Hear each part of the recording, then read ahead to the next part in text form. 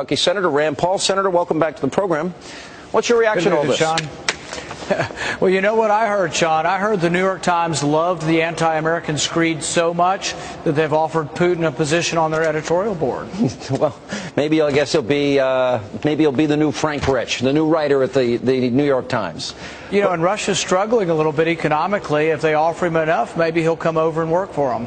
All right, but there is a little, and I hate to admit this, I really do, but there is some truth. When he called Kerry out on being wrong about who the rebels actually are, I mean, even the Free Syrian Army's general, brigadier general, said that Israel's their enemy, and he didn't. A lot of these rebels are Al-Qaeda linked, al-Nusra and some of these other groups. So he's right on that, is he not? And isn't the administration wrong? I hate to admit it, but I think he's right. Well, it's a really messy situation, and it's why a military solution just doesn't exist. If we bomb Assad, that he becomes so unstable, then the chemical weapons become maybe loose within the country, maybe Al-Qaeda, maybe al-Nusra, maybe the extremists on the other side get possession of the chemical weapons, which may well be worse than Assad. If we bomb Assad, the refugee problem into Jordan, I think, becomes worse. If we bomb Assad, I think he may unleash chemical weapons on Israel. There's a lot of things that come from bombing Assad. None of them are good. And I think it also emboldens the Islamic rebels who have kidnapped 2 bishops. They're beheading people and putting it on video. One of the Islamic rebels was eating the internal organs of one of the Syrian soldiers. I don't see any good party to this war. What do you? I think that he's right also, in as much as this could spread and be a broader conflict. But looking at his actions in all of this, the editorial, calling Kerry a liar, moving his ships into the region, threatening to protect Syria with missile defense, threatening to arm Iran. What do you make of this? It's almost saber-rattling by him against the U.S. What do you think his purpose here is? Like President Obama, to save face. So both sides want to save face. Both sides want to rattle their sabers and show how strong they are. But in reality, if you really want a diplomatic solution, neither side should be saying a word about this publicly. We shouldn't be tweaking each other and digging at each other like 7th graders.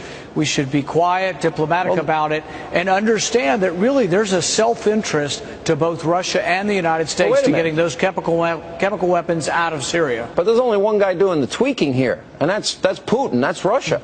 I don't see. Well, You may be right. You know, I mean, if this were a tennis match, it'd be advantage Putin. He seems to be running circles around the administration. What do you make of the fact that he was right about the Boston bombers and warned us and we didn't listen to him, and he's right about the rebels being Al-Qaeda linked and more extreme than the characterizing by John Kerry and by Barack Obama?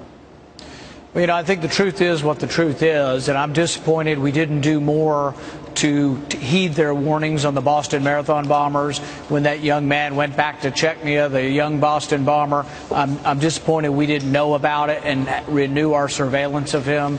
So, yeah, I am disappointed about that. I am also very concerned that the Syrian civil war involves evil people on both sides of it and that there's no good purpose for America in that war.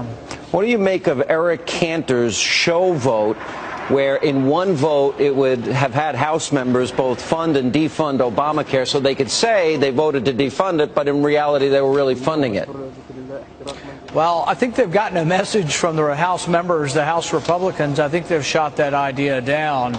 And I really think what we need to do and what the people want us to do is Republicans control the House. People are realistic. We know we can't win every battle up here, but we should use that leverage to try to make Obamacare less bad. All the news reports today are talking about low-income people having to provide insurance for their families and being penalized. Even Bill Clinton's talking about this now. There are so many unintended consequences of this bill. It's going to be a disaster for the country. The president, even though it's his baby, should delay the whole thing for a year, and we should study what's going to happen if this bill gets implemented. To buy off big labor, now they're going to carve out exemptions so to buy their silence while the rest of America is caught up in this system. What do you think of that? Without question, it is unconstitutional to amend legislation by the president without congressional authority. Well, he's done it 19 times by adding delays involved. This is a constitutional law professor who needs to go back to square one and redo his own course.